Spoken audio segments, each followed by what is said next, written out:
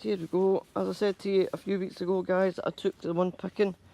Now these little shield bug type of beetles, it's what does the damage. If you can see them, that's what does the damage on your leaves of your rhubarb, but they don't affect the rhubarb stalks at all. We have our fennel. That was a present that sat in a pot from last summertime, finally in the ground, and some chives. Right, Southpaw Davy, here we go. What I'll say to you about your amaranthus, and it's also called Love Lies Bleeding. All those here have all been self-sown, and they do get enormous. Hubby doesn't see how I like them because he really doesn't like them, but I think they're absolutely amazing looking gothic style plants.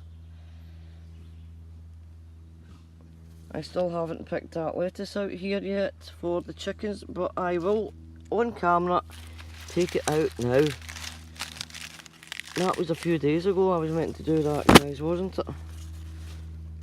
There was still some eating on that, but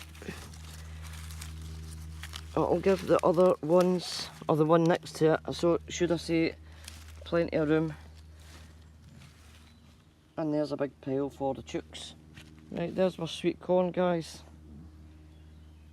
As you can see, I have staked every single one of them, even the tiny ones. We've got a pile of sticks over there, I don't know if you can see, that we use for breaking up for the log fire.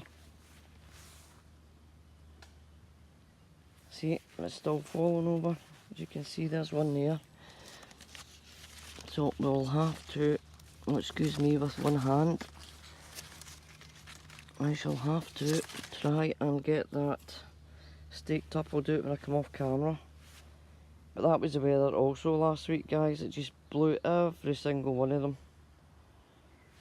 But they're putting on fantastic growth. Even the wee ones that has been popped in, as you can see, the ones that I self-sown by seed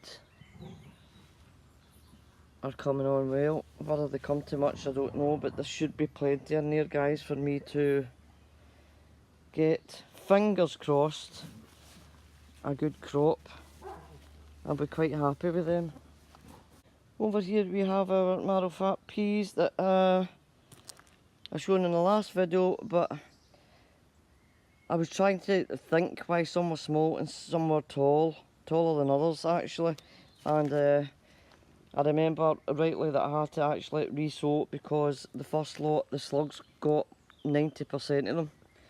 There we go, but amaranthus. There's a lovely big one there, that is going to be a belter. And when that gets big, they definitely need stake, Davy. When that gets big, that will get tied onto that post. And it'll have a lovely colouring coming over the edge. Those ones there, I will be taking out. Maybe leave one. I'll be taking them out, but I will be replanting them elsewhere in the garden. Over here, that looks like a red sunflower of some sort. Oh, the slugs. Even though there's pellets on the ground, I've been trying to eat away. Where is it? At the flower head. Now this was for Nix, and this is teddy bear variety. As you can see, tons of them were eaten by slugs, but I don't think we've any problem, Nick, with sunflowers in the garden this year, do you? We have loads everywhere. Right, here we go with our borlotti beans from Steve, and they are going absolutely crazy. Now some of them snapped during the week as well with the weather. I'm going to have to put something along the side to keep them away from the tomatoes. Let me see, I'm just having a wee quick look at the tomato plants here, guys. We have trusses on some, on quite a few actually. Yep. And our peppers that had fallen over have picked themselves back up again. So if I can make my way out of here before we leave, I shall show you the French climbing beans up the wigwam. And they're doing absolutely fantastic, as you can see, look. Reaching for the stars. So I will put another stake in beside this wigwam structure today.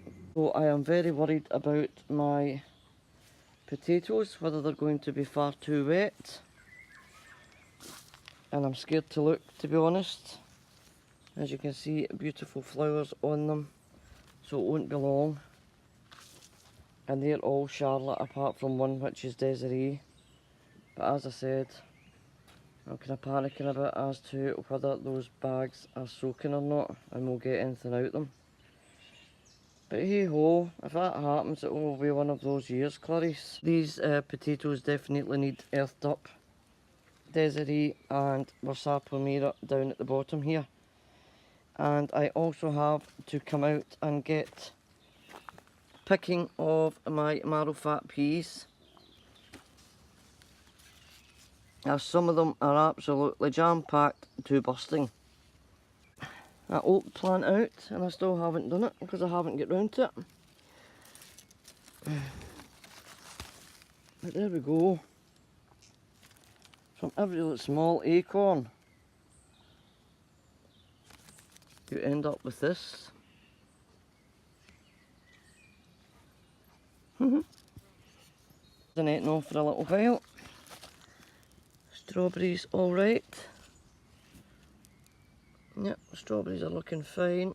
I'll get some of them picked today, as well as some raspberries. I've got another, yet again, pile of raspberries to pick. And there, yet again, is another oak.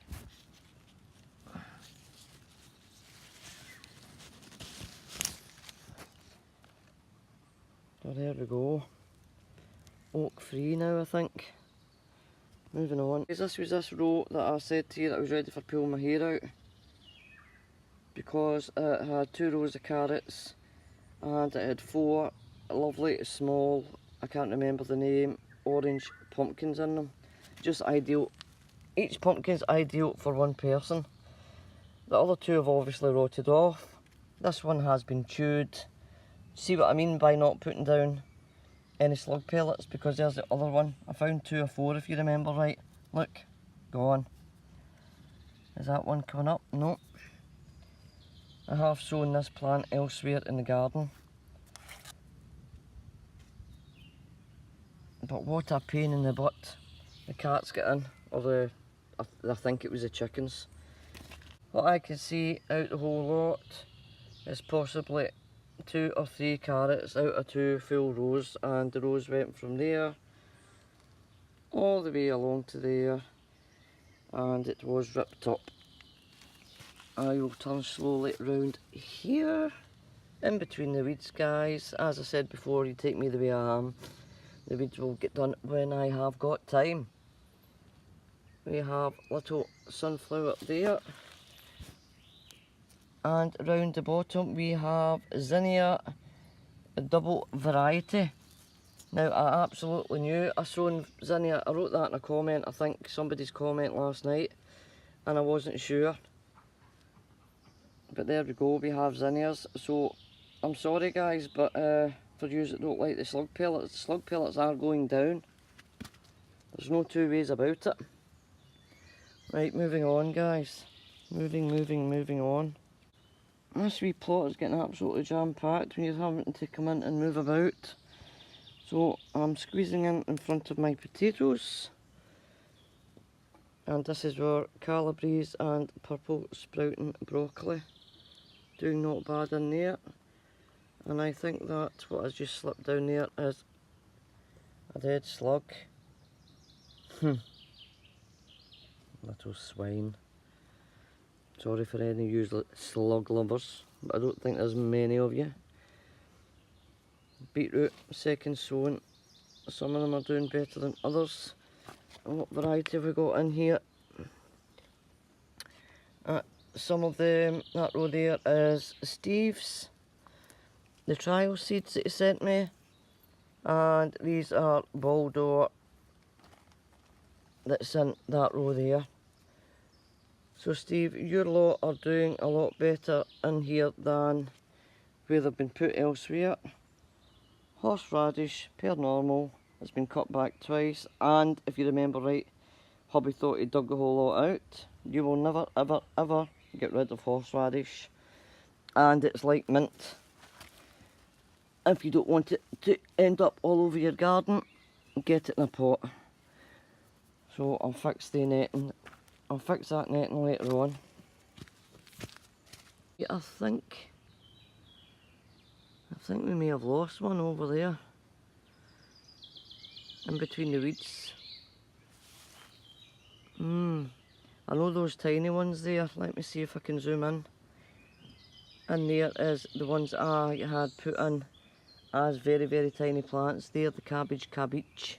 The ones that I get nice tight heads from a couple of years back. Or was it last year? I can't remember right. But everything's not looking too bad in there. Having to get in and get a weed session in there. Apart for that, we're alright. If we're to get the heat that we're meant to get today, I think I'll put another bit of netting or a bit of fleece over the top to keep the sun off of them. Right, squash bed. Or one of the squash beds. Let's see, this is the jack of all trades, yep. What have we got? I had to tie this up last night again, not tie it up, sorry. Fix it against one of the branches as they are taking off. It's looking alright, that one. Let me have a wee quick look at this one. And we have fruit coming on this. So we will tie that up and we'll tie that up in a memento around there. And the end one. Yes, we have fruit on the end one as well. And we'll just leave that as it is. Last night they were all covered with, or surrounded by far too many, but slug pellets nonetheless. And Steve, the second sowing of the Sabuto, or Sabeto, let me see, in this plot at least, I've not done very well at all. That is the second sowing. Now there is still time to sow more beetroot, and I think I shall do. Have I got any more of yours? I think I may have, but I won't be sowing them in this plot at all. I'll move them somewhere else. My cucumber, not looking as healthy at all in there, and there's plenty of feed. Maybe the water, guys, maybe just far too much water that we've been getting. Let's go to the shed. Look, that's all the splashes from the storms, weather, etc. And hubby was asking me last night if there was any water getting in. Let me see. I don't know if you can see there, guys. Let's open this just now. Let's open this and have a wee look. It looks a little bit damp there. I don't know if that's just the cement. No, it's bone dry, but it does look quite damp to me.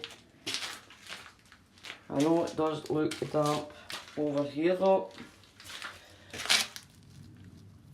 Yep, that's damp. Hubby, that is damp. Damp we don't want. Damp in the right places. Right, Hannibal, leave your sister alone. Damp in the right places, but not in there. I actually didn't want to lose them, so I've pinched out the tops. That end one there was the only one that hadn't bolted. They were pinched out yesterday, and there's another a flower head coming on that second one. Well, it was until I've taken it out. I think it must be the weather, guys. I really do. Till next time, have a lovely day. Au revoir, toodle pip, and bye-bye.